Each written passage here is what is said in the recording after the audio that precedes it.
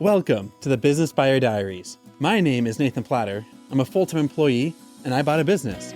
I did everything right, from finding the deal, handling all the due diligence on 63 opportunities, and ultimately bought a profitable gym. And boy, was I in for a big surprise as a new owner. I chronicled everything in real time, including the biggest wins to the stressful nights at 2 a.m. I'm sharing my journey without sugarcoating anything, so you don't make the same mistakes that I did. Here's today's episode. Good morning. So today I just want to touch on the topic of proactive employment.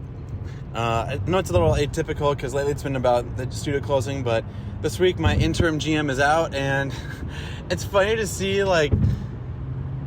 it's just funny to see how people structure themselves. And so this week the interim GM is out, and so it's now all of the shift leads that are doing like part-time work that are on site.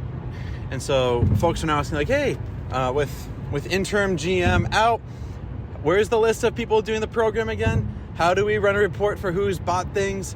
How do we text people again?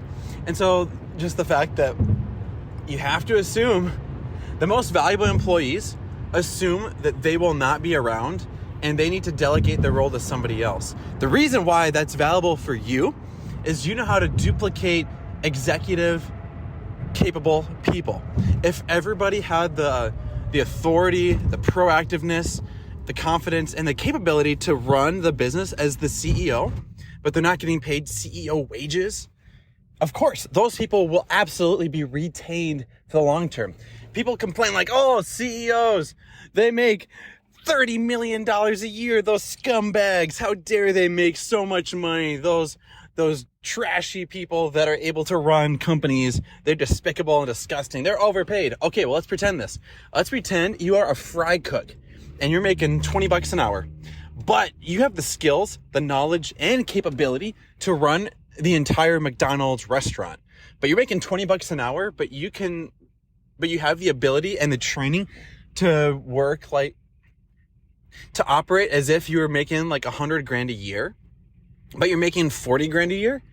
Whoever trained you and equipped you with $100,000 capacity on a $40,000 salary, absolutely. Whoever trained you and equipped you and upskilled everyone internally, absolutely. I am paying them top dollar.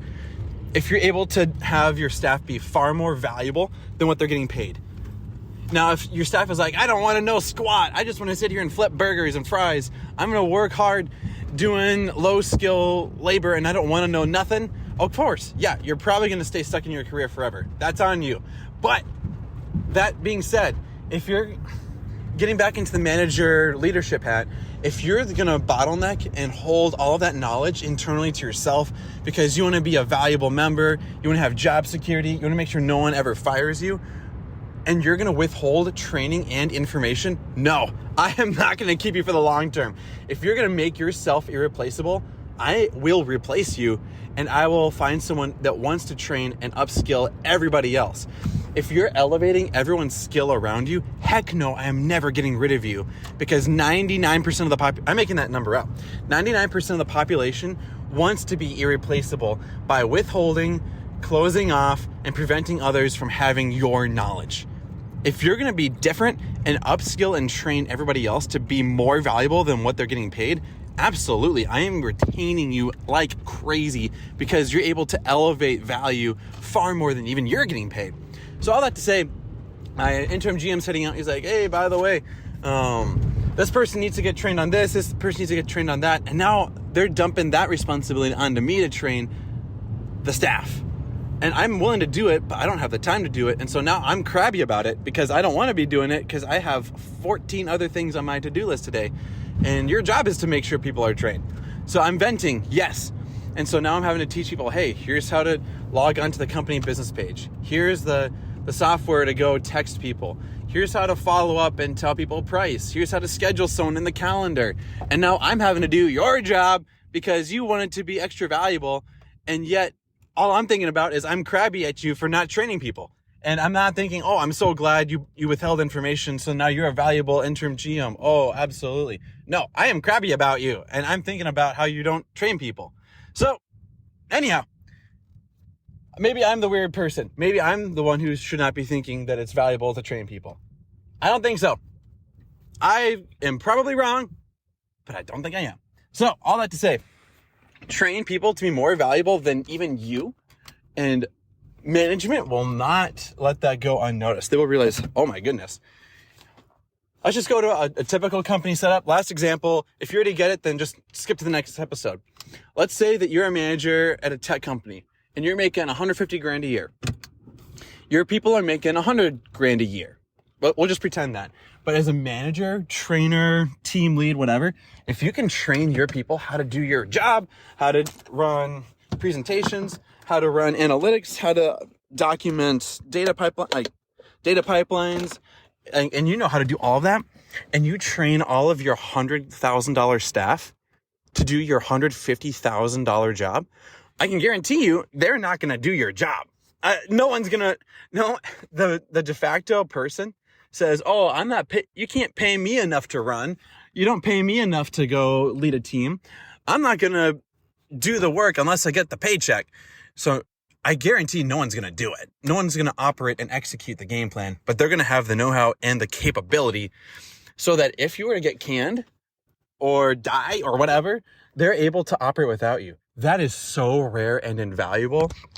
Management will not let you go.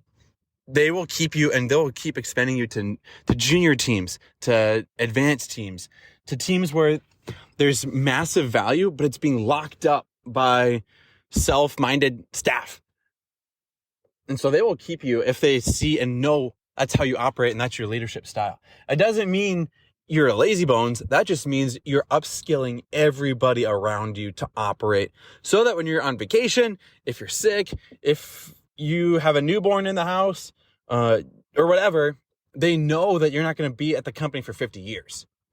Maybe not even 40, not 30, not 20, maybe 10 years if you're lucky, but companies know people turn. And so if you can document and duplicate yourself, they will put you in the hardest teams, the trickiest social dynamics.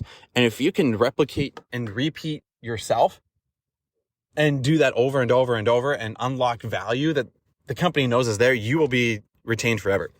So anyhow, stopping right there. I now have a bunch of work to do because my interim GM is out doing something else, but they're out of the studio. And so I'm now having to train staff to do even their basic job, not the GM or manager's job, but even their frontline shift lead basic work. And so that's how you become a more valuable employee and a manager. And that's the crack. That's the code to crack. I'm going to stop there because I've said the point too many times over. That's where we're at. That's where we're going. Let's rock and roll. This has been another episode of the Business Buyer Diaries. Subscribe so you don't miss the next episode. I hope you're realizing that business ownership is no cakewalk. Check the podcast notes for a link to the DIY due diligence program, the complete list of show sponsors, and for media inquiries. Music written and composed by Wes Schrock. I'm your host, Nathan Platter. Join me again on the next one.